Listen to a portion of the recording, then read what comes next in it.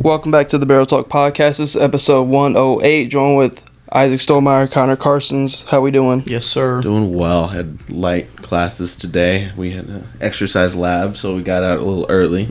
Got to take a nap, catch up on some sleep. Always now ready nap. to talk some hoops. Our favorite time of the year. I'd be a grumpy boy. And if I especially didn't. after last night, Sixers beat the Celtics. It's like the first time in like years. It's been a minute. Regular season. It's been a minute. And if you remember, it went to 7. So Game 6 or Game 5, I think. Oh yeah, we did go. Man, it don't matter. We won. Yeah. But we didn't. We missed out last week. A little bit late to the party on the whole James Harden situation and trade.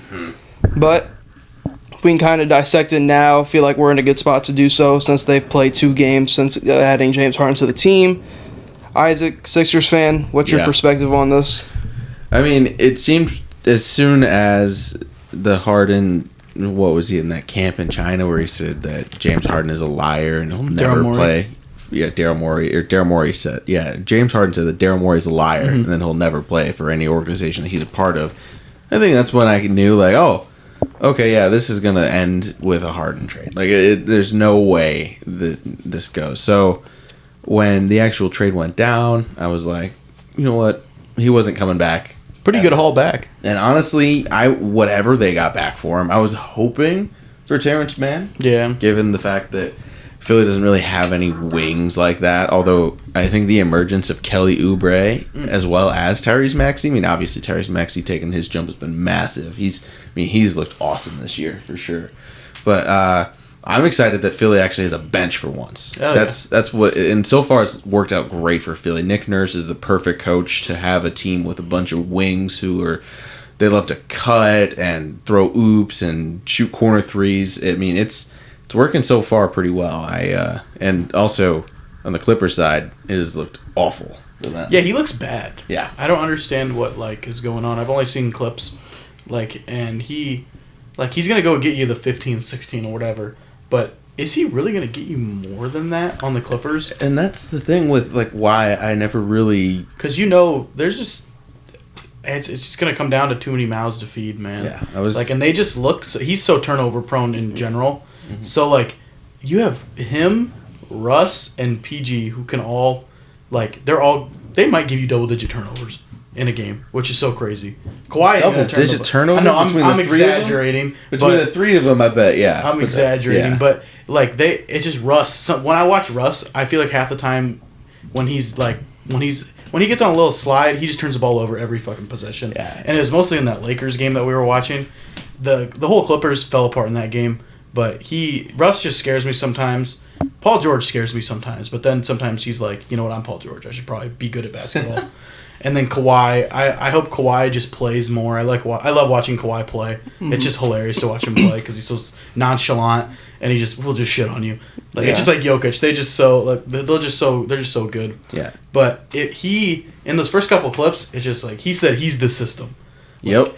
Bro, where you are not the system. And that right there is why I was fine getting rid of him, because he wanted the bag. He wanted to be a scorer for Philly. Mm-hmm. That was why he didn't sign with the Rockets. I don't know if you saw that story or not. Because they wouldn't make him the system? It kind of, yeah. The Rockets were interested in bringing him back on a full max and everything. Jeez. And then he went and met with Ime Udoka and the Rockets, top guys, and was like, I want to go back to being James Harden. I want to win a bunch of scoring titles. I want to score a bunch of points. I want to be the system. And they were like, oh, well, that's not what we're looking for. We're looking for you to be a mentor, or like a leader, help these, be an assist guy. Yeah. And so he literally talked himself out of a max deal with the Rockets. So crazy. Lost all Professional leverage. bag fumbler. Right. Lost all leverage with Philly. And, he got what he wanted in the end. It worked out. But at the same time, is it really going to work out? Because, like you said, they're 0-2 now. This offense looks wonky. The offense looks crazy. And he's trying to run pick and rolls with Zubac. And they look disgusting. They're horrible. It's like they didn't even practice. It's like, do motherfuckers just not practice nowadays? They probably practice a little bit, but Zubac and Embiid are on totally different levels of mobility and running the pick and roll like he's been used to the past year and a half. The clips that I saw was the pick and roll, and then when he got the ball in the corner and launched it over Paul George's head, over to Ian Eagle. And they should not be losing to that Nets team. It's also is early. It's super early. Super early. It's Okay. super recency bias and everything, and like 2 games. I know, like they could easily fix it. Like we're not even 10 games into the season yet. Yeah. All But, like, 4 of those guys are free agents. It's just so that is the craziest thing I've ever seen. Is Zubac gonna be a free agent? No. No, I think he's on a one more. I don't know. Because Russ, they don't care about so him. all 4 of them are free agents, Yeah. and you are probably only bringing back 2 of them to be real. And I know exactly the 2 you want to bring back. Yeah. So I don't know what you do at the end of the season. It's definitely like a win now mode. Like it's almost like the GM was like, okay, we have to make it to like the second round or the third round. Like we have to go. Yeah. And if we don't, failure. Yeah, they gave Philly an unprotected 2028 first. I mean, 2028 is crazy. yeah, by then, I mean, that's like a draft like an 8th grader, I think. 2028 is in 4 years. Yeah. Kawhi's going to be retired by then. So that's an 8th grader right now, or a freshman in high school. Yeah. You know? So that pick, though, the Clippers, all 4 of those guys could be gone at that point. Yeah. So they could be, that could be good. Well, I think that they can get, because Kawhi going to want his. So you just give Kawhi what he wants. Yeah, Kawhi's- You need one of them. Then you're like, okay, did Paul George play good enough this year for us to bring him back? Like, probably. Be like, all right, let's bring him back. Whatever. I think you just bring him back, Yeah. even if he's having a down. Like it's Paul George. If you down can't year have is just 23. Kawhi, you got to be like, okay, Yeah. can you get Russ on a 1-year deal Yeah, from the rest of his time? Like, he's talked about how he is. I mean, he already just took a pay cut too Yeah. to stay with the team this past offseason. Yeah, he's- because does he likes do it again? money doesn't move him anymore. No, I hope not. I No, think he's he wants. talked about shouldn't. He's somebody who wants to retire where he's at. I hope so. Because that's where he's from, LA. So he wants to stay there. And It's the big, Lakers don't big want him. business opportunities for him there as well. Yeah, he'll keep signing those So vet that men. basically means Harden James wants Harden? a max though. exactly like he's not going to get that. No, not in, So not in the Clippers. he can have fun in Indiana next year, or on like going back to the Nets or something like because he I know he's gonna obviously everybody wants to go to a contender, like nobody wants to do the grind anymore. So he's gonna his ass better be on the Suns next year. Who? Harden somehow. See- Oh, he's for sure going to the Nets if the Clippers don't work out. Yeah, That's or the next Suns or destination. Nets? That's the destination. Yeah, absolutely. Or are you talking about the Suns? Suns. The Suns. Yeah, Oh, you said the Nets. Oh, I meant. I'm sorry. I was thinking. I did bring up the Nets though. Yeah, That's probably why. Yeah, I had Nets in the brain. But Suns is because I was thinking a Nets reunion with KD because Kyrie was the problem. So no Kyrie, no problem theoretically. Obviously, It's even though the Suns just beat the Bulls by 1. this kind of goes into like my takeaways from the start of the year. I mean, the 76ers just fleeced the Clippers. Yeah. I mean, this is bad. Like the Clippers. Well, so what'd you all get? You get So it was. I have it right it was here. Rocco Robert, yep, Batum. Nico Batum, Marcus Morris. KJ who- Martin. Yeah, they haven't Who? played. Marcus Morris, No, the other one. KJ Martin. He's Who the fuck is that? Kenyon Martin Jr. yeah. Oh, he was on the Rockets, wasn't he? He was Yeah, on the he got Rockets. signed by the Clippers. Oh, I The didn't flyer. I didn't know that. He doesn't really play a whole lot. He but started for the Rockets. That's good- the only reason I know that. Very solid wing depth. And then pick wise, they got what 2 seconds. And So you got 2028 unprotected first, 2 second-round picks, a 2029 pick swap, and an additional first-round pick from the Oklahoma City Thunder. So that's 3 firsts, really, because it's Jesus. the best of the Clippers Sixers, and at that point the Clippers could be pretty bad. So it could be a real big swap. And then for Harden and PJ Tucker, who they didn't want to pay PJ Tucker anymore either. No. And I Harden- just don't like. PJ Tucker offensively was somebody you could plop in the corner. Yeah. He's going to be consistent from there. But even last year during the Sixers run, he was not efficient at all offensively. He had It's like one game. he was a nothing on the offensive end. He's obviously going to bring that toughness and that Yeah, culture yeah. defensively, which I think PJ Tucker to the Clippers is a better fit and move than James Harden adding in to the Clippers. Yeah, I mean, it's going to help the Clippers a lot. It's I mean, just- with their defense, because now they have 4 players who, I mean, James Harden ain't going to play no fucking defense. Russ is not going to play any Yeah. defense. Kawhi's going to give you what he can. And then It's- PG's kind of fallen off on the defensive side. So, I mean, Yeah. and Zubac's just a rim protector. So you Instead need of- these guys that can lock up. I just don't understand the move for the Clippers. The Clippers started out hot. You have Paul George, who started out the year, career year. You bring James Harden in. Nobody really knows their role anymore. But even, like, look at what you're giving up. The only thing that makes sense, because you really gave up nobody who was playing, but you gave up serviceable role players. The guys who do the little shit. that you don't have to rely on Kawhi or PG to do. What's the reason they can do that is because they were so deep. I mean, they get rid of all those guys. You're still looking at a bunch of Plumlee, Bones. Well, Plumlee just tore his MCL. Well, he's there. We'll just say he's there. Plumlee, Bones. Then you have what's his face? Norm Powell. Powell's still there. I mean, they're still deep. Trey Mann's still there. They're still deep. I mean, it's not a crazy thing that they got rid of Batum and Rocco. Rocco definitely wasn't going to get minutes. I think the fit is just absolutely horrendous. You have Rocco back home now. You have Russell Westbrook playing at a very high level to start the year. Yes, you're always going to get the turnovers with Russell Westbrook, but this is the best we've seen Russ look in years since Houston. Yeah, I mean, he wasn't really shitting on the Wizards. Or Wizards. Stacking triple-doubles. Wizards or Houston. Though. But this is the best we've seen him. You're obviously going to get the turnovers and everything else, but the fit works so well because everybody knew their role. I feel bad for, like, Ty Lue because we've been through this shit with James Harden before. We've been through this shit. He's going to play. It's going to be a mid-fest. They're going to be a 500 team now because last week they looked like a top 3 team that could really contend. Then you add Harden, and then you're like, wow, is Harden going to buy into the defensive end of the ball this year? Fuck no, he's not. No. He's not going to do that. I don't understand why they traded for James Harden. It was never... They got fleeced. Philadelphia looks 10 times better now that they got that bad apple out of the locker room. Joel Embiid said yesterday, nobody on this team has an ego. Yeah. Yep. Now James Harden, with the biggest ego in the NBA, it seems like, is going to the Clippers team that is pressured to win a championship. This is the year for them to win a championship. They go into the season fully healthy, and then you bring in James Harden, which is something you didn't need to do. Because Bones Highland, Norman Powell having career years off your bench. Russell Westbrook's playing good. Paul George playing the best ball he's played since OKC. Kawhi looks good, and he's healthy. And then you're well coached, and then you bring in a diva, a problem. Cool, Harden's going to pass and make playmaking decisions for you. You don't need that. Yeah. You had Russell Westbrook for that. You acting like Paul George can't be your point guard sometimes. Harden is just like tarnishing his career at this point. Like, I think James Harden is more trouble than he's worth. Oh yeah. Definitely. He's not a good fit for the Clippers. I think there was this dumb star name chasing move from the Clippers. This doesn't do anything for you. They're not beating. I'm sorry. With James Harden, like when James Harden doesn't have the ball in his hands, he's a negative asset on the court. He does not move. Yeah. He needs to always have the ball in his hands, which is the problem. With Westbrook, when he does have the ball in his hands, he's a negative asset. Yeah. But Kawhi and Paul George can play off the ball when they let Russ cook and push the pace of the game. James Harden is not trying to push the pace. He's trying to dribble the air out of the ball, and he's trying to have everything flow through him. James Harden, this shit ain't 2018. You're older. Ever since the hamstring injury, James Harden has taken many steps back. Like, he's not the offensive force and threat that he once was. No. But he thinks he can go somewhere and be the system, and that's just not the case. He's going to be the system, then he's going to want the max next year, and he needs to understand that you're in 2023, brother.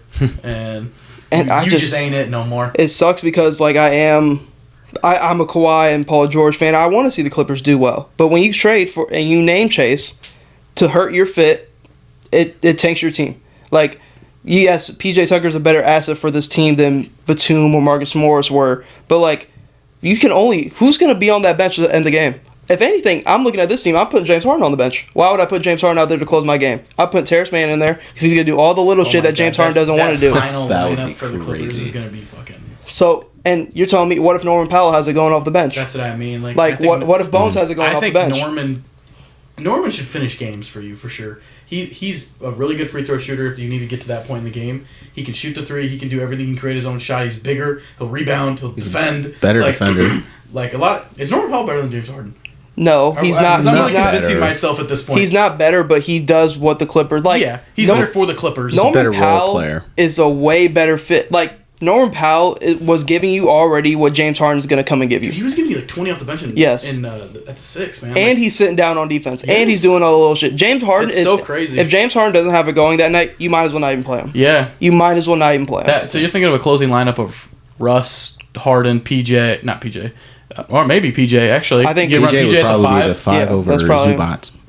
And Mann is just on the bench? That's horrible. That's horrible. And Norman's just on the bench? Yeah. Yep. Plumlee and all of them are just on the bench? Yep. Or like... Well, okay, maybe not Plumlee, but Zubac is like on the bench. Like, Zubac can't really close because he's a bad free throw shooter. Yeah. If I'm the Clippers, my closing lineup would be, obviously depending on what team you're playing. If you're playing like the Bucks, you probably want Zubac out there for more size. But my closing lineup... Let's say you're playing like the Lakers. Yeah. I would go Russ, Terrence Mann, PG, Kawhi, PJ Tucker. That's what I would go with because you have enough spacing. Because if you put Terrence Mann in there, your spacing might be a little cluttered offensively. I mean, you could run a crazy zone. Like, it's not like... I think teams are so in-depth with running man. Like, and people just... Like, the problem with man, if you're not a really good defender, you're just going to get the switch, and you're just going to get eaten alive. Yeah. Like, especially... That's why people don't have Zubac out there. So, like, if you have PG or PJ Tucker in there, let's say LeBron gets the switch onto Zubac, like, barbecue chicken. Say goodnight. But if PJ's there... I'm like, okay, maybe he can get it. You like your odds better than if you have Zubac. I mean, at that point, people might be switching to get on to James Harden, like because they know he's going to be the target. Like, who I'm not targeting PG or Kawhi or PJ or Russ. Like, it's going to be Harden. So like he's going to get exposed, and he's not a good defender. We've all known this. No, the move. So it's it's a super odd move. It only benefits you guys.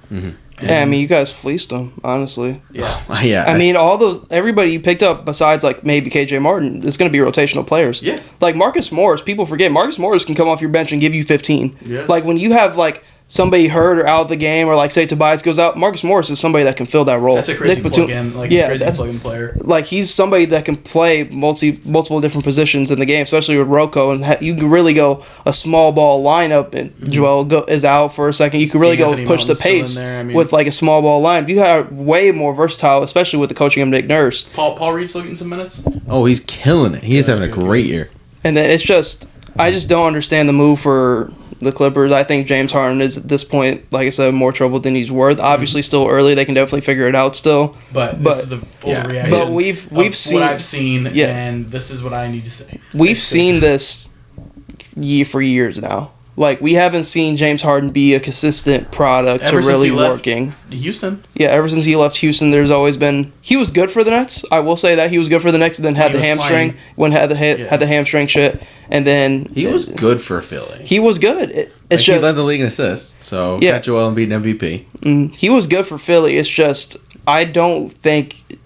If you're relying on Harden to be your second best or third best guy, I don't think it's just going to work out. Unless you have a wicked team that... You can say they have a great team around him, but what's going to happen when James Harden realizes he's taking a step back on offense? Yeah. What's going to happen when he only gets 8 to 12 shots a game and Kawhi and PG are still eating? Because, Russ is always going to get his. Yeah. Offensive rebounds, shit like that in transition. Russ is a solid, 13 and, 8 9 and 8. Yeah, he's going to get you that. And then...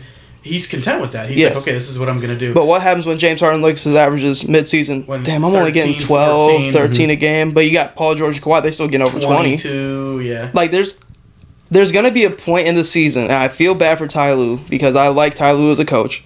He's going to have to realize James Harden's going to eventually be a problem like he is everywhere he goes. And, if I'm the Clippers, the only good thing, it's a 1-year rental. Yeah. It's a 1-year rental. You can go ahead and you can dispose of this if it don't work. If it do work, cool. That's true. But if it doesn't, you can get off this. So it's not a horrible move for the Clippers. It's a win-down move, but I just think you were better before the move. No, you're absolutely right. And you right. looked better on the court before the move. Obviously still early, though. Overreactions for sure. It's just... gotta keep bringing that up. What do they call it? What do they call it? Fair food, where there's just way too much. It's a slice of pizza wrapped around chicken tenders with cheese and bacon poured on top. It's just too much of the same thing. It's too much carb on carb. Jesus.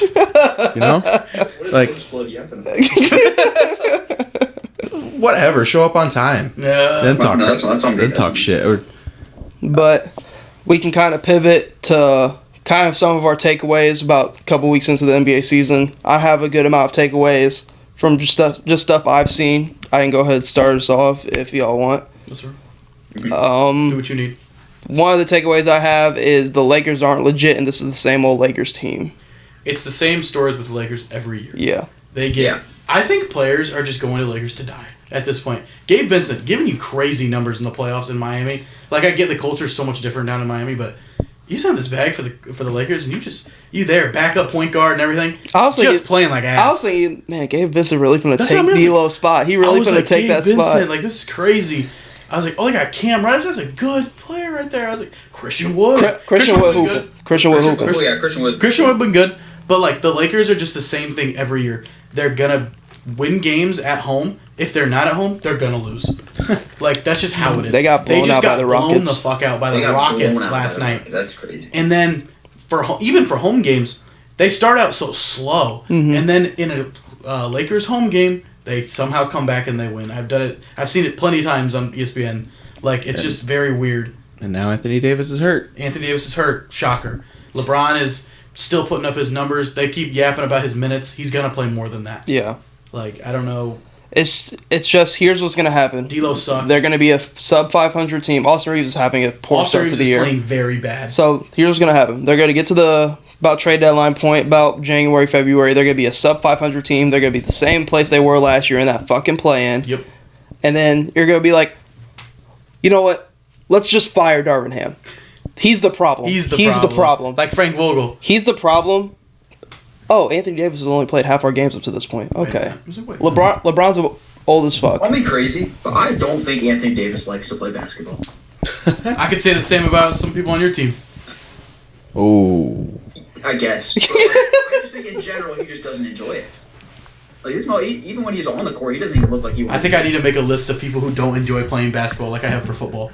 We could do a starting 5 guys who don't like playing basketball. Julius Randle. You got Ben Simmons at the 1. Nah, Julius Randle might love playing it too much. I think that might be the problem. He's got the Russ thing. No, he does not. It's the thing, it's trying too hard. Yeah, he's got the Russell Westbrook thing going on. Julius Randle is... I'm not going to get into it. We can't get into it. We can talk about the Knicks He's going to play better, and you're going to look silly for that trade. He will play better. But it's... I don't know. The Lakers just... Same old Lakers. They give Austin Reeves a serviceable contract for... I still think it was a little bit of an overpay. But you get Austin Reeves back, who was hooping in the World Cup games and everything else. Been terrible to start the year. Yeah. Honestly, it's just like... It's going to start looking really bad here He's soon. trying to... When I'm watching the games, he's trying to, like... get in his bag too much. He's trying to create too much instead of just taking what the defense gives him. Like does he think he's LeBron's number 2? Like he's LeBron's Robin now? For one, I thought it was crazy because they signed him like Austin Reeves can be your number 3 on a championship level team. Like that's fucking crazy. I feel like he just like from what I've seen, it's just he looks so timid out there. Like he looks like he doesn't want to take threes. It looks like he doesn't want. He's not getting the same calls he was. He's a flailer. Yeah. Austin Reeves is a super big flopper. Mm-hmm. I'm surprised he doesn't get called more for that it. One against Norman Powell in the Clippers game was crazy. He like whips his head back and that's how he gets it. And I don't know. It just looks like he's scared out there. Like it's like he almost knows that he's not playing well. Yeah. And like, hey, you gotta just go out there and hoop. It's a confidence thing, and it's just like when you're playing with the Lakers, everything is just on you media-wise and everything else like that. So it's definitely hard, and especially coming off the contract. But he was playing just fine in the World Cup games and everything else. But I think everything's coming. For one, people are just starting to figure him out, and that's also hurting him. But there's a lot of times where like he'll get an open look and just not take it, just not shoot the ball, just. It's almost like he's trying to play the point guard role a lot too much. Like when D'Lo's there, like they gotta know D'Lo is the point guard. Yeah. No matter how bad he plays, if he's gonna start, he is the point guard. Like Reeves, you're the 2 guard. You gotta be ready to shoot that motherfucker. Like go get your own, not dishing dimes to LeBron and everything. Like I don't know. I think he's very timid. They have good defensive potential. It's just Anthony Davis is that whole defense. You take Anthony Davis off the court, their defense is just a bottom 5 defense in the league, and it just sucks because LeBron is at that age where like, oh, Anthony Davis isn't playing 10 plus games. Bet LeBron's probably gonna win 8 of those for us. Like he's just not to that point in his career, and then the supporting pieces that they did pick up. Taurean Prince has been super hit or miss. Christian Wood's been good. Cam Reddish has been hit or miss. D'Lo's always been hit or miss. I wouldn't even call Cam Reddish hit or miss. I think he's just all miss. I think it's miss right now. He's a miss too. He showed potential defensively. That's why I'm defensively. I think Cam Reddish that's where he's getting his minutes now. Top 3 pick. I mean, it's fair to call him a bust at this point. I would think so. Yeah. He's on the borderline. This is like his last opportunity. He was with the Hawks and then Knicks and now with Lakers. I'm gonna put his time on the Knicks. That's a Thibodeau thing. I don't even know that counts. Yeah, that's a Thibodeau thing. I have my whole thing about Tom Thibodeau. We'll skip over that. Yeah. That's he... What's your beef with Tibbs? I think Tom Thibodeau is one of the more overrated coaches in the league. I mean, you have a team in New York over there. For one, this is also like why I think Julius Randle and Jalen Brunson kind of have their up and down moments throughout the season. He drives his players in the absolute fucking dirt. Oh yeah, that's always been a thing. He's always overplayed everybody. You had a team last year and even this year. You have Evan Fournier a catch-and-shoot guy who can give you serviceable minutes off your... I'm not saying you got to start him right. Not even serviceable, not even fucking playing. Nope. You had Derrick Rose last year, not even playing him, serviceable minutes off your bench. And that's your guy, too. Yes, and you're not even fucking playing him. He's the one who hurt him. Like, you're looking at... I just think... It's literally his fault. I just think Tibbs runs his guys into the fucking ground. And then, like, in the playoffs last year when they played Miami, they were fucking gassed because they killed the fucking Cavs, took care of the Cavs. You would have one of those Cleveland games, I think it was, like, either game... We saw that. Yes. They were up by, like, 30, and Julius Randle was checking into the game. Yes. Like, I don't know what they were doing. Like, yeah. I don't understand why he, like... I don't know. It's like he just listens to the players, tell them, like, hey, I just want to play. Yeah. Like, but at some point, you got to be like, hey, like, Julius Randle and Jalen Brunson, like, you are our guys. Like, you will never look why would I put you out there? You'll never look at a New York Knicks box score and see that Jalen Brunson and Julius Randle played under 35 minutes. Oh, no. Especially Brunson. Yeah. Brunson will play... If it was his choice, Brunson would probably play 45 minutes. Or 45 minutes. 48. 40 minutes.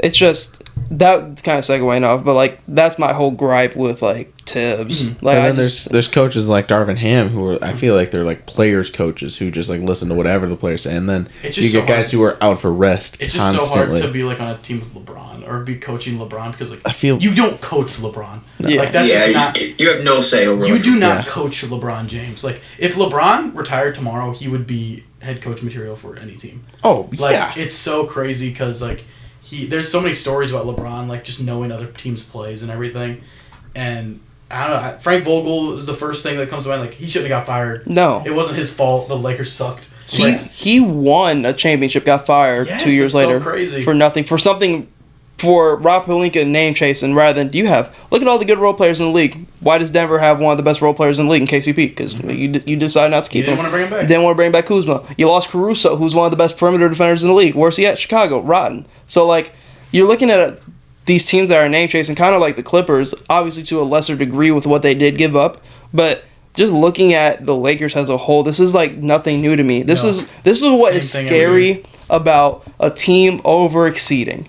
This is what's scary because they think they can just run it back. This reminds me of like how they went to the conference finals, like when the Hawks went to the conference finals, and they over-exceeded expectations, and they thought they could just bring back the same roster, not add anything crazy, and bring it back, and they realized, maybe it was just a run. Yeah. Maybe we did just play a Golden State team that really wasn't that great, and then maybe like we played a Memphis team that really wasn't all there with all the off-court shit, and then we got smoked by Denver in 4 games. Wow, maybe that was just a run. Weird. Maybe this is weird that we're just still in the same position we were last year. Yeah. Were they expecting Austin Reeves to go out here and average 20 plus? 20 something, yeah. No, I'm sorry, that's crazy. Like, kind of comparing him to like his contract and like what the public eye thinks of him. I'm sorry, Tyler Hero's here. Tyler Hero. Austin Reeves is here. I would take Tyler Hero. Yeah, I think a lot of and I'm a Hero hater. Over Austin Reeves. I think that's a no-brainer. Yeah. I mean, is this out of pocket? Duncan Robinson. What about him? Compared to Austin Reeves. Over Austin Reeves? Yeah. I'm probably not doing that. I'm not doing that. I'm probably not doing that. Because Duncan just give you threes. Yeah. Austin will give me a lot better. But at this point, like we've been talking about, Austin Reeves, he's playing that bad. He has been scared to score. He's super like scary. And for his role, I mean, not to like put him on the same level, but like this season, they're looking at him to be like a Chris Bosh, Kevin Love type, like third option, especially with his contract. I mean, can you count on D'Lo? I feel like they know what to expect from D'Lo, and that's nothing. I think at this you can't count on D'Lo. Like in our group chats, I give D'Lo a lot of shit because I'll be watching a game and I'll hop in the group chat and be like, "What the fuck is D'Lo out here doing?" Like he's scary sometimes. Sometimes he's running cardio. You don't know what you're gonna get from him. But like Reeves, you'd expect more and a lot more consistency too. And that's just, I don't know. It's early, like you said. Yeah, I don't know. I'm just seeing the same old shit that I'm seeing from the Lakers, and like. It's the Lakers, you know how that fan base is. They're going to always put themselves into the contenders and everything else. But just looking at their roster, how they've been playing, this is the same old team. They're going to be sub 500 in that playing spot. So that's just my early takeaways. And this might be early, but I think this is... If I look in March and I see the Lakers are exactly what I'm saying there, I'm not going to be shocked. They need to get it together because this Western Conference is going to be...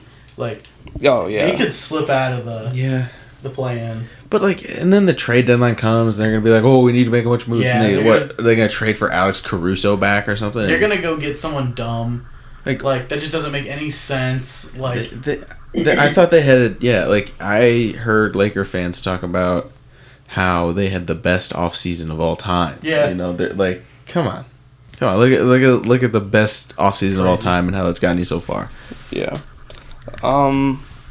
I guess I have kind of a number of takeaways just because I just jotted them down in my notes while I'm watching the game. Like last night, it's just Chris Paul just makes wherever Chris Paul goes, he just makes that team better. How has that looked? I think it's haven't watched good. a whole lot of Golden State games. Draymond, it's so weird because like Draymond's getting out, and then we get to see Chris Paul go into the starting lineup, and then he just does good for you guys. See, it's so crazy. Chris Paul, he didn't start last night. We went with Sarge last night when we Sarge played just started Denver last night. because we just wanted more size. But Chris Paul, I can say, and kind of comparing him to Draymond in a way, to where your impact of him, he could have a stinker of a game for his standard. I guess let's say he has like 6, 5, and 4 or whatever, but his impact is shown with his presence on the court. Like our bench unit last night, we had Chris Paul, Kuminga, Moody. Your rookie was getting some tick.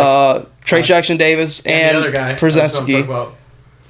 So that lineup on the game, giving Denver hell in that third There was a quarter. little run right there when both benches were in, and it was like they had in like Gillespie and like Braun and these guys that were in, and I'm just like, there were a lot of dudes on the court. I didn't know. I was like, who the fuck are these G League dudes? game. Yeah, I was like, who were on the court? And yeah, they were. Jackson Davis was doing really good. He was holding his own against Jokic. Like He's the steal of the draft. there were a couple times Jokic kind of just shit on him, it's but, like, Jokic. that's gonna happen. Yeah. But he was hitting his free throws. He was hitting some layups. Like I didn't see much from what's his last name? Puzemski. Yeah, Przemski. Przemski. Puzemski. Yeah, He was a first round pick, right? Yeah, he was our He was their first 17th round pick. overall. Is he from overseas? No, he's Santa Clara? We talked about it. Yes, we did talk about it. We talked about it. but But he came from Illinois, right? something like I have no that. idea.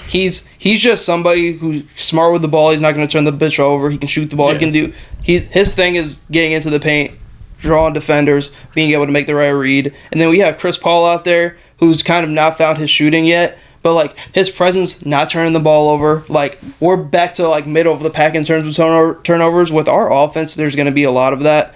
But I'm sorry, we just won the Jordan Poole trade. As much as I was saying I didn't understand it, we won Jordan right Poole is now, yes, and that's exactly what we did it for. as of right now, you did. Because I love the lineup where Chris Paul and Steph are on the court together, and Curry can just run. He can just go. Poole is playing Yes. awful. That I don't know that what is three going on. he took. I think it was against the Celtics where he just tried to casually pull up after He got behind the blocked. leg dribble. It's just smacked And oblivion. Porzingis blocked him. Yeah. What is that? And someone quoted and said, like, get this man off the court right now. Like, he's just not shooting well. Like, I don't understand what is going on. Because and, like, he's the number one option now. He doesn't have Steph I Curry feel like and that's Klay gonna Thompson. that's gonna rub off on It's a lot also- of people bad in that locker room. It's also like he's coming from a proven on-court system in Golden State, to where like he could fill that with the way he plays. He could fill that Curry role, run off screens, Yeah. pin downs, and all that. But now If he's not. That's making not what them- Washington's but like, doing either. But like, and it's a whole different system and culture change for him. He's still super young. I'm not completely just writing him out just on his first 2 weeks of the season, but and especially because he's in fucking Washington. But like, For what Golden State's trying to yes, do. Chris Paul, Yeah. I It love. just makes sense. I love what he's giving us, and without Draymond, lose to Denver because I think they didn't have Jamal last night. That last shot. What the fuck?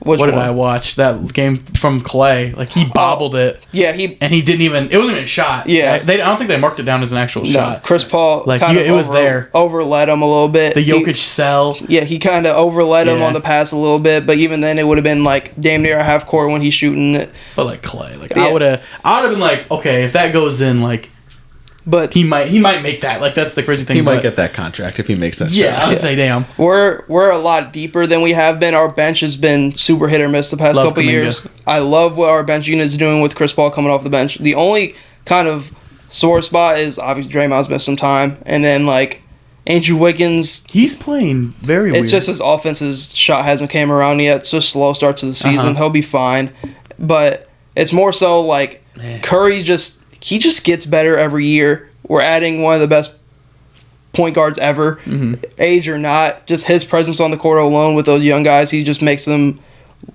play so much better, more that video fluid. of Curry, he got fouled on the take, and he took the ball and he took it to the free throw line, and because they were like arguing, they're like, okay, is it a take foul? Mm-hmm. And then he took the ball, he just planted it right on the free throw line, like he was gonna shoot those free throws no matter what.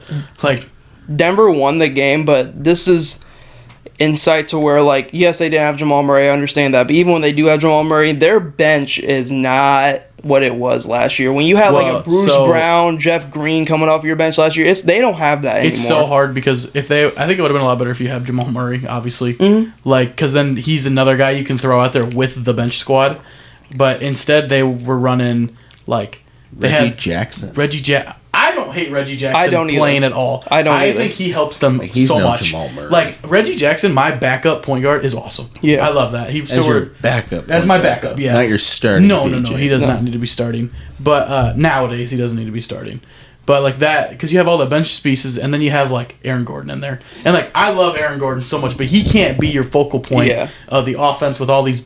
Not I'm gonna say bums, but younger guys in. They're just so young on their bench to where like they don't have that. This is why like I didn't understand. Obviously, it was more so or MPJ. I don't want MPJ being out there, my number one guy. No. It was more so Bones Highland, but Bones Highland was somebody that you put him out here with these young guys with the ball in his hands. Oh, Bones, all you. Yeah, floor's open to you. You got you and AG out here with the young guys. Go to work. But it's more so like they don't really have anybody off their bench that you're like, okay, when we have Jokic, when Jamal Murray, because they're losing him for the rest of the month, when you have Jokic off the floor right here, all right, we can rely on him. He can be our offensive hub. And you like... I think they're expecting Christian Braun to take that kind of, not like crazy leap, but maybe get you at least double digits off the bench to basically just do what Bruce Brown did. Yeah. But Bruce Brown was a lot better defender. Like, a lot better I think offensive he was probably, player. Yeah, he could go get his own shot. Yeah. I think Christian Braun, it'll be interesting to see what kind of his workload is. He's a dirty work guy. I like Christian Braun. He's a dirty player. He's not a dirty player, but he'll go, he's gritty. Yeah. He'll go play. He got that dog He's a gritty player. He got a dog in him. And he's like, a winner. He projects to be Bruce Brown. Yeah, he's just not there yet. He's a winner. Like that's just what he walks on the court like I'm a winner. Yeah. I win everything I go into. Yep. Like high school, college, NBA, 3 straight years. But Chris Paul, I've loved what I've seen so far. What has the closing lineup been? So it's actually been night? So I'm trying to think. Like last night it was Looney in? Yes. You guys had Saric in for a minute. Yeah, we had Saric in for a minute. Saric didn't play bad either. But when it's like when we've had Draymond healthy, because the whole lineup changes every game because of Draymond not being there. But it's been Chris Paul, Steph, Clay, Draymond, Looney. Wiggins. Wiggins hasn't really been playing good offensively. Yeah, Wiggins would be. Or I guess this was. Wow. There was 14 seconds left. It was Curry, Clay, Paul, Wiggins, Moody. Yeah. That was your Moody. Yeah. Moses Moody in the closing lineup. Center. Listen, I'm buying all stock in Moses Moody. He's doing good. He was picked over. No, he wasn't picked over Kuminga. What am I talking about? But like he was in that same draft class. Yeah, right? yeah.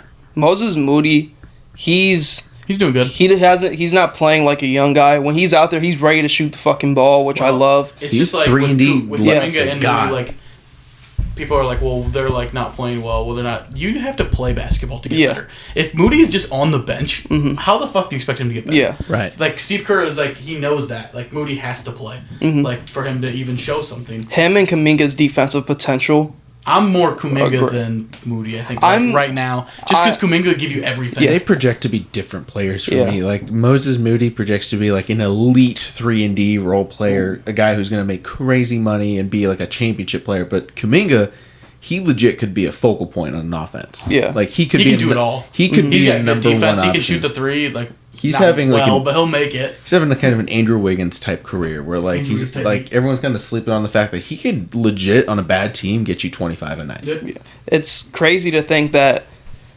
because everybody was like, why aren't they playing last year? And I see Kuminga still super young. Like I understand because in moments he's gonna get his tick in the playoffs. He's only like 20 now. Yeah, I think he might have just turned. It's still like even last year, Moses Moody was getting some of Jordan Poole's minutes in the playoffs because Moses Moody can sit down on defense, consistent from three, ain't gonna be out here turning the fucking ball over. But the crazy thing is from last year to this year where you can feel comfortable playing all those young guys and really still feel fine on the court with Curry on the bench and Clay on the bench because you have Chris Paul putting these guys in position to be successful on the court, which is the whole reason why we got him because, sorry, as much as I like Jordan Poole, I liked him on the Warriors, I thought at the time I was like, Don't know how we feel about this trade because we're trading for Chris Paul just because of his age. We won the trade because of what we want to do, because Jordan Poole is not looking to get anybody involved when he's out there on the court with the young guys. He's out there to get his. When Jordan Poole was out there on the court with the bench last year, Jordan Poole probably shot every time until Curry came back into the game. And that was fine for the Warriors, but not for the Wizards. No. We just looked so much better defensively this year. Even though we're still small, we gang rebound. Like we always talk about in betting, you never know on the Warriors who to take the rebound prop because everybody we gang rebound. The Raptors, all the even the Nets really I think Philly's trying to be one of those teams too. Just anyone can grab a rebound anytime. And then Curry's playing the best ball of his career still. I mean, once we get Draymond back into the fold, it's gonna be very interesting. The one thing I will say, I would like us to probably add maybe another athletic wing at some point throughout the year. I think that could definitely help us a little bit because there's some times where I like Podziemski, but I don't think he's going to be getting that tick in the playoffs. And I think just having another athletic wing to go out there and be able to switch on multiple positions is going to be key in the playoffs. I bet they signed some buyout guy or something. I liked them getting Rudy Gay, but then they didn't pick him. They didn't sign him. But then you're seeing all this like production from our young guys on our bench, and I'm like, that's fine. As long as we're getting something from our bench in the minutes without Curry, I'm completely fine with how they're doing it. And Chris Paul is the whole reason behind that. So if we're talking teams in the West, obviously the Nuggets are in that S tier. Are we putting the Warriors up in that like upper top tier too? Not yet. Like, are they like a clear championship contender like the Nuggets and the Suns are?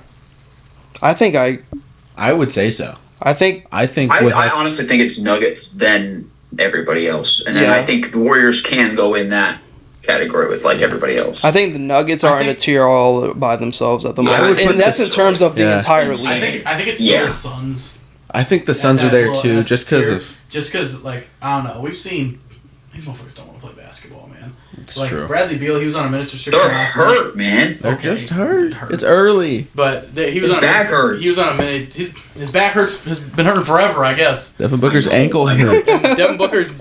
Devin Booker, I won't talk about Devin Booker, I guess. Devin Booker, his injury, because it was a toe, then it turned into an ankle, then it's a calf. No, it's a calf. It's like, what are you doing? They're like, hey, let's just fix it. Like, let's just do something. His whole leg hurts. Man, Nick texted me, Devin Booker, hey, Connor, look at the screen, Devin Booker standing on business. For them to not score 5 minutes after that. Then you all lost to the Spurs. Twice. His fault. You got Wemby. Play in the first half. They lost to the Spurs twice in 3 days in Phoenix. The first one he didn't play. It wasn't his fault. So crazy. That was insane. Kevin Durant really just getting the ball stripped from him. Oh my. So I guess when you put it like that, maybe the Suns aren't quite in the Nuggets tier. I just think they project Nuggets, to be. It's definitely the Nuggets. Nuggets are like undisputed number one. And then you go like probably Warriors, Suns. I would say the Warriors, Clippers. Though. I would say maybe still. I think if I had to pick right now, I understand the Suns are projected to be.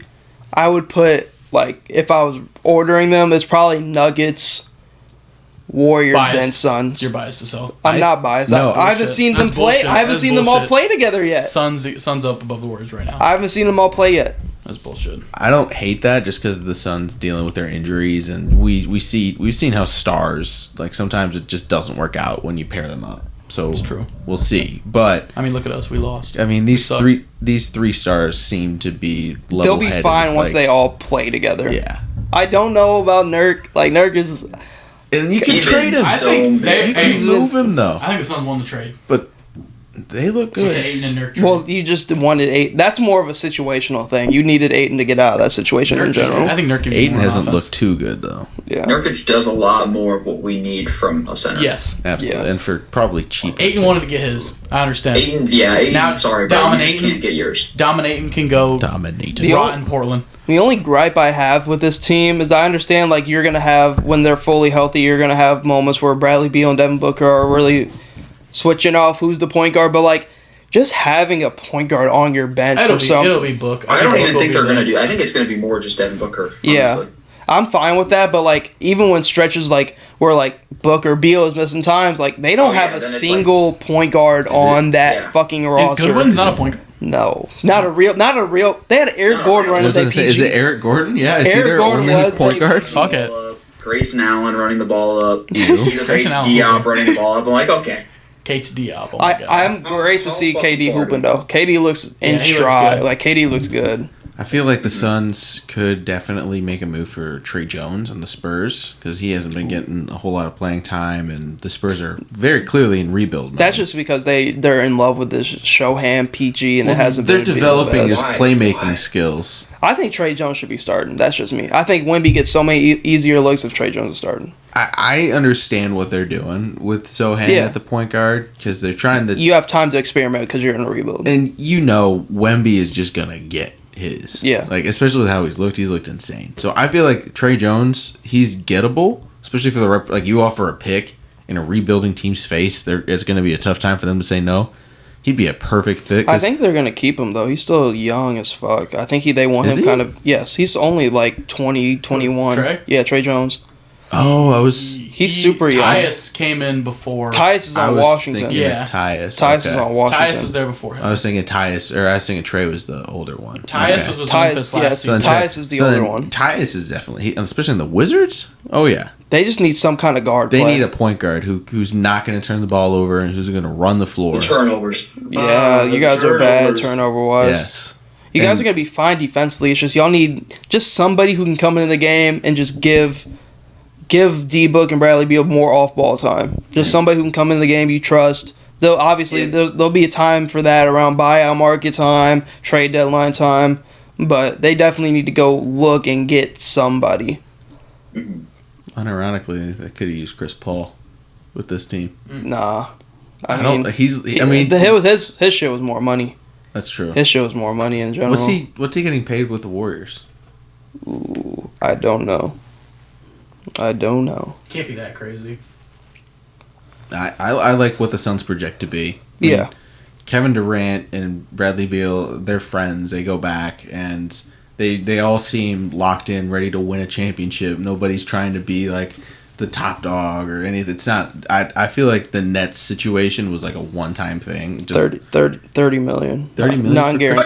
Non-guaranteed. Oh man, okay. Well, he's gonna get that. In today's age, 30 mil ain't really crazy in the league. But I'm fine For a year? I'm fine. I guess for a year, right?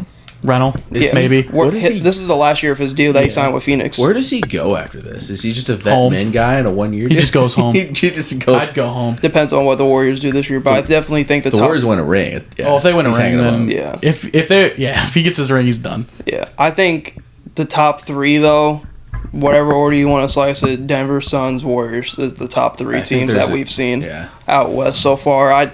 There's one team I'd slice above the other two. I'd really had the Clippers in that upper echelon, so they got Harden. I really did. What about the Mavs?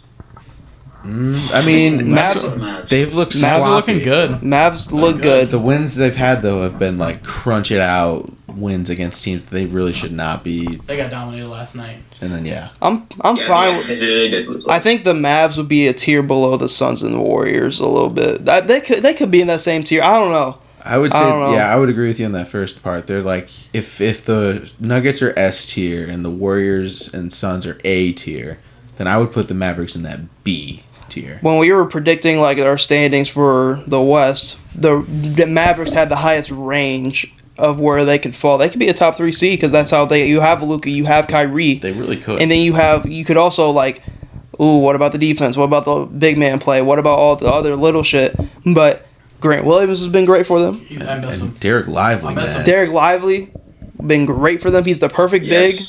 I mean, you still have Josh Green, who's really come around offensively. Tim Hardaway Jr., he's a energy Solid guy off piece. your bench. He's averaging like 19 points a game. Tim Hardaway's going to have nights where he has 20, 25 points and you don't even realize it. Tim Hardaway Jr. is 25. probably one of the most underrated players in the NBA. Yeah. And then I just like what the Mavs have going on. Hopefully they can keep it up for a full season. I was gonna say that's the thing; they could fall apart. But you have any moment. You have Luka Doncic, and Kyrie Irving. Like if they stay healthy, you will be fine. Especially with a lot of the shit in the West going kind of soft a little bit because Memphis. One of the teams. Who was right about that, huh? Yeah, you were on that. You were on that. Yeah, it turns out losing your best guy kind of matters. I didn't think it was gonna be this bad. I will say they're losing more than their best guy. They're losing a lot. Yeah, the Steven Adams injury. They had 10 active players Yeah. yesterday. So they're losing. And still put up a fight with the Heat. So who did they? They look bad too. They don't have Marcus Smart right now either. Yeah. I don't think. So they with the West kind of looking up and at it, I would say those are the top 4 teams right now. So the Grizzlies were missing. Are we still on the Grizzlies? Yeah. Okay. The Grizzlies were missing Ja, Santi Aldama, Steven Adams, Brandon Clark, Xavier Tillman. Yep. Who else was not playing? Luke Kennard wasn't playing for a little bit. Yeah. He's back now. Yeah. He was out. Like this, they were really giving like David Roddy and Kenneth Lofton like the minutes. Like actually, Kenneth Lofton is a hooper. He is so fat, but this dude, oh man, he weighs more than Jokic and Boban. Did he come in and give DeAndre Ayton that work? Yes, when we were watching it at Zoe's, he came in hit it like a nice little layup, whatever, came down, swatted the fuck out of DeAndre Ayton, and then came down, got a little jumper, they called him out.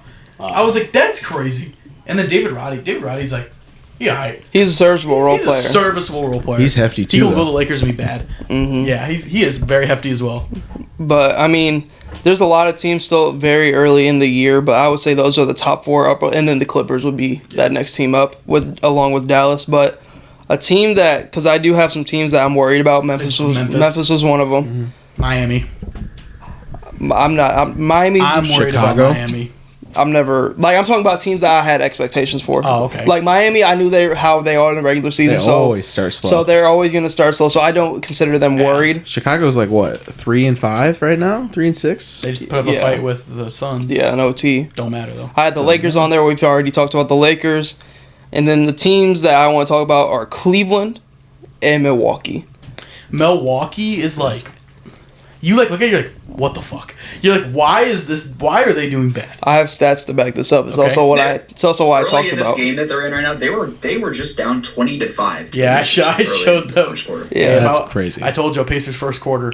I should have taken it. I'm a pussy. Nah, but I have stats to kind of back this up of what I said when our start of the season episodes. About the defense. They're only down 11 now. About the lack of defense. You losing Drew Holiday, who was one of the best perimeter defenders. He's a pointed attack defender. You put him on 1 through 4. The other team's best player. He's going to do a serviceable job. You lose him and then replace him with Damian Lillard. Your backcourt defense is abysmal. You are one of the worst defensive teams in basketball right now. And here are their stats against when opposing guards come and play Milwaukee. Dennis Schroeder gave him that work. So out of the starting games this year, I'll read off the opposing starting guards stat line. Okay. Tyrese Maxey, 31-8-4. Yep. Trae Young, 20-11-3. Okay. Tyler Hero, 35-3-8. Oh my God. Dennis Schroeder, 24-11-4. And these next 3 are when it gets crazy. Jalen Brunson, 45-4-5. That's not that crazy. Jalen Brunson's really good. Cam Thomas, 45-3-4. Okay. He's a certified bucket getter. Insane. Cade Cunningham, 33-8-8.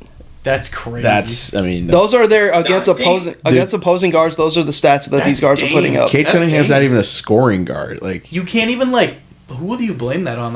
That's Dame, man. Because they don't have anybody in that guard spot who wants to sit down and guard. I mean, in past years, Drew Holiday, and then you have a solid, serviceable role player. You always have a gripe with what my dad said. They had Javon Carter coming off the bench, who was a serviceable defender. Okay, I don't have a gripe about Javon Carter. It was just the way your dad said it. I was like, he was fine for the Bucks or whatever, but the way he said it, he was talking about he was a starting point guard. Yeah, he was making it seem like he was going to start and be the savior of Chicago.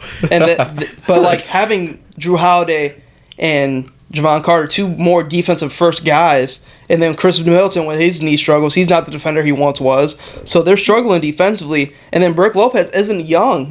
Brook Lopez is a great defender in his own right, but Brook Lopez is also getting up there in age. So your only real defender is Giannis. Yeah. And your defense is taking a whole step back. I think arguably they were better last year than they have been to start this year, because look at I do think that there was a 2-team race to land Nick Nurse, and Philly obviously won that race. Heck yeah. And I think that's a huge reason why I think Philly is probably better than what they have been in the past couple of years, because of a new culture and everything else, and a new kind of built team. Mm-hmm. But Milwaukee's defense is what's going to hold them back, because the teams that they have to compete with, Philly, Tyrese Maxey already lit him up this year. Tyrese Maxey's on the rise. He's going to be an all-star this year probably. He's on his way up. You're going to have to go through Philly at some point in the playoffs. You got to think, you're going to have to go play fucking Miami at some point, because Miami just always winds up there. They're going to be Knicks a 7 seed. If you're the 2 seed, that's who you play in the first round. And then the Knicks are no pushover. Jalen Brunson already killed you this year. What happens if you got to go play Darius Garland, Donovan Mitchell in the playoffs? Like, they don't have any stopper for these guards in the Eastern Conference. And honestly, at the forward either, like, who's stopping Jason Tatum? Like, Giannis, he has not looked good with outside of that help side role. Like, because that help side role where you just come in and just block shots blindly. Like, yeah, that was great. But now that he's actually having to sit down, I like that terminology you've been using, sit down on Jason Tatum. Red tape, for real. And then Jaylen Brown, too, who's like a more of a guard. Like, and then your old guy, Drew Holiday. Granted, in the playoffs, he hasn't been he's been inconsistent. Offensively, but his defense has always been there. But, like, he's going to be motivated if he ever has to go against the Bucks. So, I mean... you have a very good point. I'd be worried if I'm the Bucks. It sucks because you obviously do the Dame trade. You got Giannis the extension. That's your main goal long term, anyways. It's like Kevin Durant. You don't trade for Kevin Durant if you're Phoenix. Like you go get Dame if you can go get Damian Lillard. I understand that trade. It just sucks that Drew Holiday. You send him to the West. Drew Holiday finds himself up on the contender that you have to play to go to the finals in the Celtics. Yeah. That's the only part about it which sucks, and they're probably like shit. So. Boston, I think, is head and shoulders. I think Boston and Philly right now are head and shoulders above the Bucks because Boston has people that Damian Lillard is a great player. They have 2 guys in that backcourt that can go guard Damian Lillard and switch off guarding Damian Lillard. Jaylen Brown gets minutes on Damian Lillard. They have people to stop the Bucks. They have that. And then you add Kristaps. They have size, shot blocking, somebody that can bring Brook Lopez out of the fucking paint. Opens up lanes there. Like, the Bucks are a very flawed team. Like I said, you have to make that Damian Lillard move. Giannis was gonna leave if you didn't. Yeah. Oh yeah. But they're a team I'm very fucking worried about. It's the same with Cleveland. I have no idea what's going on. Cleveland's with Cleveland. Weird because they've been hurt. Yeah. To start. So I'll give them that. Jarrett Allen didn't play a whole lot. And Darius Garland was out. Like those couple of games they had against the Thunder. Like, they just played a fucking healthy Thunder and still lost, actually. The Thunder are good. The Thunder are good, but, I don't know. It seems like it's just Donovan Mitchell versus the world at most points. Mm-hmm. Like, Mobley, he's given you a lot more rebounding, I'll give you this year. His defense is a lot better this year. But that offensive game is just, man, I don't know. If Garland's not playing, who else are you getting it from? Like, I know you have Max Strus there, too, but even when his shot's not falling, like, he's just a three-point guy. He's in there to just defend and play 2 3-pointers. Like, it's just so hard to do. And then at points, I think they started, because they ran Mobley at the 5, and then they were running LeVert in there as well. And LeVert's cool coming off the bench, but when he's starting, man, he is a shot chucker. Like, he's going to throw up his shots and everything. So the Cavs are very interesting. I think they'll figure it out now that they're going to be fully healthy. They have a lot of incentive to figure it out. They have a lot riding on this season because Donovan Mitchell, that extension, he's gone. Yeah, like I think he's leaving. Even if they figure it out though, and they right the ship, and they end up a top 3 seed, and go far in the playoffs, I don't know if it's a foregone conclusion, but they need to do well. Here's what I don't understand. Like, props to Philly. As much shit as we give Philly on this podcast, much props to him. You know who would have fit perfectly with the Cleveland Cavaliers? Kelly Oubre, an actual small forward. He would have fit perfectly on a lot of these teams. So nobody wanted him. Philly took him, averaging 20 a game. Now he's going crazy. His 20 a game that he averaged in Charlotte, they were like, oh, it's because he was in Charlotte. Hooping for Philly. Hooping. Yeah. He's one of my, impressed players. I know Charlotte's bad, but they still have, players. Yes. They have Gordon Hayward and Terry Rozier and LaMelo, who are all... they're going to get their shots up. Those are all 20-plus, point scorers. Especially... And they had Miles Bridges. Especially, breasted. Gordon Hayward and Rozier. Those are guys that can... Their game travels. Get Gordon Hayward out of Charlotte. Free my man. He makes no sense on that team. Him and Terry, actually. Him and Terry on the Hornets just makes no fucking sense. Yeah. Why? What you have to have them They're all not play part with of their somebody. timeline at all. They're in the rebuild. They got young guys. I don't get why Atlanta doesn't go, hey, let's go get Gordon Hayward. He can help. What the fuck is the problem? A person I think that... The Cavaliers. The Cavs. Who need a small forward. They need a small forward. I think I'd always in my head I'm always man, Gordon Hayward would clean in a Dallas uni. Dallas would be nice. Some wing depth for Dallas. I do not get Free it. Gordon Hayward. Free my man. And then Terry Rozier, very solid microwave if you put scorer. Terry Rozier on like Give a him a team Lou like Will the role. Suns, where he can come off that bench and be the point guard for them. Like, obviously he's a shot chucking guard, but just having somebody you trust with the ball is something the Suns need. Like, those are two guys at the deadline to really watch for, because Gordon Hayward can raise the ceiling of a team. Like, remember when Nick Batum like went to Charlotte and like died for a couple years and got that bag? People forgot Nick Batum can fucking hoop, and went to the Clippers and was fine. Chris Paul went to OKC and died. Like, but he didn't die. They but were like in the playoffs. He brought him back to life. He like brought them back to life, and then he went to the Suns, and goes to the finals and everything. Now he's just on your team. It's these players that just go to these bad teams and just like, all right, we're gonna hoop for like one season. Al Horford went to OKC. Al Horford went to OKC. He gained a 3-point shot. Gained a 3-point shot. Now he expanded his career life by like 5 years. Al Horford has had two different like careers. Same with Brook Lopez. Yeah, Brook Lopez, leading scorer for the Nets. Crazy Brook Lopez. And then now he's one of the best defensive makers in basketball. So crazy. Yeah. He got a 3-point shot, him and Al Horford, and they just like they adapted to the game. Like, it's just some players can't do that, and it's so crazy. I'm really glad Al Horford figured out that 3-point shot. Yeah. He workshopped it a lot in Philly. It was a lot of trial and error, especially in the playoffs when he didn't hit a single 3. He hit 5 of them things in the first game of the finals. 0-20 for Philly in his playoff career from 3. So yeah, shout out to Al Horford. When Al Horford puts on a Celtics jersey, he just ascends. Yeah, like he floats in the air,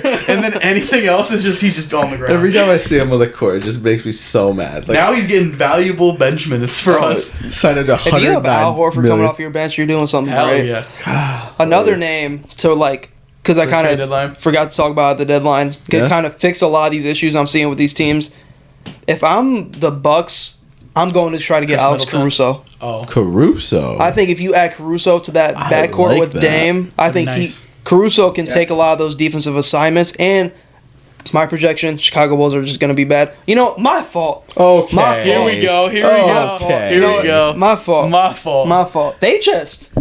I just thought, I was like, man, they go figure it out, right? They can't be like this all the time, right? They go figure it out. Ball knowers over here try to tell you. My fault. I'll take, if we're doing this, I'll take the win for the Grizzlies. Like, I thought the Grizzlies were going to be fine. I was like, we won all those games without Ja. Fuck them. Nah. Now we got one win. I knew. One sorry win against the Blazers. I knew. And, like, man, you knew ball about that. Yeah, my fault on Chicago. That's on me. You were like defending with you're like DeMar DeRozan. You're like, DeMar DeRozan, a 30-point player. This man can barely get over 20 now. Barely. Put DeMar somewhere where they need him. Give him to the Warriors. Need a shot creator. The Bulls. I wish I was like the GM for the Bulls for one day. I'd blow it up. I'd blow it up. I'd be like, give me on DeMar. Boom, boom, boom. We're on the phone. Like, Suns. Hey, no, not Suns, but someone else. Cavaliers. Cavs. You want DeMar DeRozan? You want him? What are you offering? A bag of chips? Cool. Give me it. I think, but like looking at the teams that are like I'm projecting to kind of like blow it up, Caruso fits perfectly with what the Bucks want to do. DeMar could help. I think the Cavs just they need somebody at that 3, and they need another actual shot creator next to Mitchell. Vooch just want to die in Chicago. Vooch, he said, you know what? He signed an extension. Yeah, I know. Like, let me spend all this time in Orlando, be shit. Let me go to another shit team. Get a bag though, and be shit. Oh, professional bag getter. Oh, we love people getting their money. Yeah, like Van Fleet. Yeah, we professional bag fleecer. Yes, Van Fleet. He's not doing very good this season. He's getting his passing game back. He's getting the assist game up, but points are dropping. But he never makes sense to me. I think you mentioned players who have been disappointing. Yeah, I think Van Fleet's been disappointing. Yeah, I would say. I only had Jordan Poole and Reeves. Those are the only 2 names I had. I think for the money that he got, he's been disappointed. Mm-hmm. And I just Keegan Murray did dog shit this year. I'm a Keegan Murray Van Fleet guy. I'm watching Keegan Murray just he's not shooting doing well. Nobody on that King shot after shot. Cannot believe what I'm hearing. I haven't watched a lick of Keegan Murray play basketball, so it breaks my heart to hear that. I just know he's shooting like 30%. Oh, that's Kevin Huger's playing. You know what? I'm confident in my guys. Bro, I bet they'll turn it around. Did you see the tweets tonight? Or last night, Malik Monk, he tweeted, we don't care about y'all parlays, and Kevin Huger quoted it and said like this, and then Davion Mitchell quoted it and said this, the comments flooded. Nobody's doing a parlay with Davion Mitchell. Yeah, it's like, the first thing I saw Kevin Huger was like, bro, ain't no one putting you in a parlay. Yeah, 6 points a game. He said, bro, get off his top, or something like, so funny. Like, I was a Devin, or not Devin, I was a Kevin Huger backer last year. Oh, he's a great defensive player. there was Murray on Murray crime last night. I think Chris Murray was the one who blocked him. No, yeah, God, that stinks. I would have liked them because there's a little bit of a sophomore slump. Hopefully, they'll both turn around. I don't know how is Chris Murray looked. 10 games into the season. He hasn't really played for Portland. Probably hasn't played a whole lot. They already have a bunch of wings who kind of do his weird dudes thing. in there. Shout out Zoe, shout out Zoe, because I was questioning his Blazers fandom a couple times last year, and then a little bit this year, but he been on his shit this year. Yeah. Because I remember about football, he was always like, he was a Cowboys fan, but he swear to God he was a Panthers fan when Cam Newton was there, and I'd be questioning his loyalty, but he was naming some of these names, Skylar Mays, Tumani Kamara, like these guys, like I don't know who the fuck these guys are, and where they came from, and I don't know, I think we had the Blazers in the play-in actually, and they actually don't look that bad. I know you did. I don't know if I did. I don't remember if I did, but I know you did. I can pull it up while y'all talking about it. Or they were maybe a sneaky play-in team. I had the Blazers at 12. I think I had them pretty low, but no. Then we must have talked about it. We just said they're fun, and they're a really fun team. And that's the thing with rebuilds is that there's always hope with these random guys you sign. Like maybe this guy could stick and end up being like a Herb Jones or a TJ McConnell, a guy who ends up having a solid career after being nobody. And rebuilds are fun. There's just a little bit of hope. I have Portland at 13. Oh, never mind. And we put him at 12 on our official list. I remember us talking about it with Zoe then. Because he bet on it. Remember? He bet on them to make the plan. I mean, that's a 10 what it seed, was. I guess. Yeah. So Zoe put like $10 on the Blazers to make the plan. well, it's only a 10 seed. Probably win a lot of money if that happens. Yeah. So. I do remember that shit was funny. The one thing I'll say about because I've been, we get our rings around here, but the 1 year we were shit. The most fun I've ever had, damn near watching a basketball game. D'Angelo Russell was a warrior. Yes, it was. Kelly Oubre was a warrior. Oh It my was God. Christmas Day. I remember because we were still on the Christmas slate. This was like Curry was out with a broken his hand. finger injury. Yeah, Clay was. This is the Achilles season. Clay's still out. And then we're sitting there on Christmas Day. It was Damian Lee, Draymond. God, I'm actually going to go pull up the stats of this game. Because I remember because my dad's a Houston fan, and it's Christmas Day. We're all watching the whole slate of games and shit. Draymond out here hooping for our 8th win of the year. Yep. It ended up being you got 8th win of the year. You got maybe 20 wins that season or something ridiculous. We were the worst team in basketball. Yeah, you guys. Yeah, you had the first pick. Yeah. Or no, Third pick. Third pick. Yeah. I remember- Second pick. I remember Corey Wiseman, baby. called me that draft and was like, man, excited, ready, LaMelo, let's get it. And then James Wiseman. I remember watching that at Michael's. When that went on. What is this lineup that you're going to say? What is this lineup? God. All right, so Christmas Day. Yep. 2019. We win 104-116. Wow. Who'd you guys play? Rockets. The James Harden Rockets? The Harden, Russell Westbrook Rockets. So this is last year. This is 2019. Yeah, this is last year. So here's our starting lineup. Damian Lee. Oh my. Warriors legend. Warriors legend. Suns. He got a ring, didn't he? Yep. Yeah. No. Yeah, he has a with ring. us. Oh, he did have one with you. So Damian Lee. Damian Lee. D'Angelo Russell. Oh, Draymond Green. okay. Glenn Robinson III. Dunk contest legend. champion.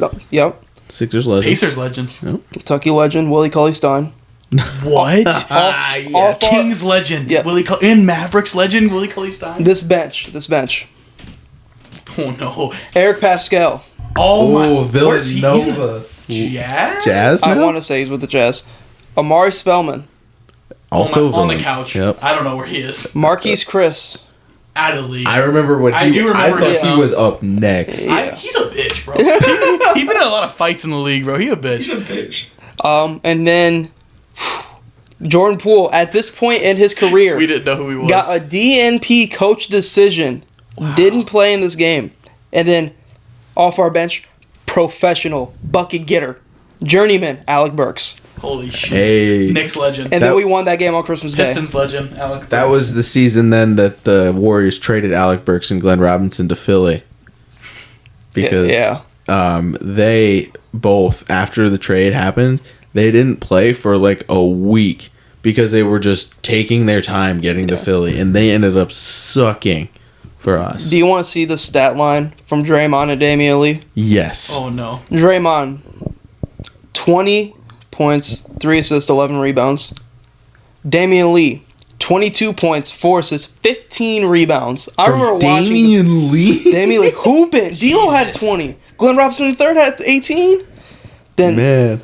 This Rockets roster, Harden, Westbrook, Capella, Daniel House, PJ, Tyson Chandler, Austin Rivers, Ben McLemore. Holy shit. Like, Whoa. This is just 2019. This seems like hell long, but that talking about like the rebuild process for teams and like all of our favorite teams, like it can be fun. Like this is a gem. This is a gem. I don't know if we've gone through like an actual rebuild. No, you guys have always took been too advantage of the good. Sixers being Yeah, dumbasses. I don't know if we've actually like I can give you some Celtics legends that are just funny, but like we were probably good that season. You had one Probably made bad the year. playoffs. You had one bad year before IT really got there and took off. Yeah. It was when like y'all first lost Rondo, and then you guys were mid, but like you guys were bad for like 2 years. Bro, we probably had like Jared Sullinger. Avery Bradley was hooping. Avery Bradley. Jeff like, Green. Uncle Jeff. Jay Crowder. Crowder, boy. We miss him. We miss these guys. How? That's crazy. Jeff Green's a crazy name. He started with OKC. Yeah. Goes to Boston. He's the number 1 guy for Boston. Has a crazy game winner against the Heat and Bron in them. Mm-hmm. And then he's kind of been a journeyman ever since. But like some of our teams in these rebuild spots, the names that came through that Warriors locker room. Nico Manian. Yeah. Nico Manian, legend. Miss him. Yeah. Fucking Philly got all kinds of legends. I don't even want to go I was through gonna Phillies. say, yeah. Philly got all kinds of shit. Andrew Bynum never played a game with Philly. Andrew Bynum. Got traded there. Said, Holy nah, shit. I'm good. I don't want to play. I hurt myself bowling. I can't play. Nerlens Noel, fucking He was Jeremy drafted there. Grant. He was drafted. So was he. Grant, Drew Holiday was also drafted Yep. by Philly. Iggy. We were talking That's good, Iguodala. I mean, Robert Covington, TJ McConnell, all Sixers draftees from the process. And then there's just a million more who didn't There's so stick. many. Yeah, you guys might have KJ missed with those. You Michael guys, Carter Williams. You guys missed when they were Yeah. playing for your team, but serviceable motherfuckers around the league for sure. Like Jeremy Grant just got paid. Oh yeah. Right. He was drafted like Nerlens Noel, He's TJ doing pretty good. McConnell. Like I'll admit it. He's doing pretty good right And now. I will die on this hill. If Adam Silver doesn't step in and make the Sixers fire Sam Hinkie and hire Jerry Colangelo's son instead, and let Sam Hinkie do his process and do it to completion, they have a Thunder-like Presti level haul of picks to go with it. They just cut it short because Adam Silver was tired of seeing a big market lose so many games. they're gonna have to do something with all those picks. I feel They're like that gonna cash position them is in it's a better position to be in. Just talking about it compared to actually being in that position where like you're drafting these guys just to cut them. That's what I was doing the math, and I'm like, they like someone did one of those just a graphic of all of the picks they have. There's some years they have like 6 picks. Yeah, You only have 15 guys on your roster. and you only have a certain amount on your G League team. Yeah. So they're gonna cash in at some point, but I don't think it's really gonna be. They're waiting on the right person. But there's a couple of guys I'm sure they have their eye on. Anthony Edwards, you could say LaMelo. I don't know. T-Wolves hooping. They beat arguably 2 best teams in ball.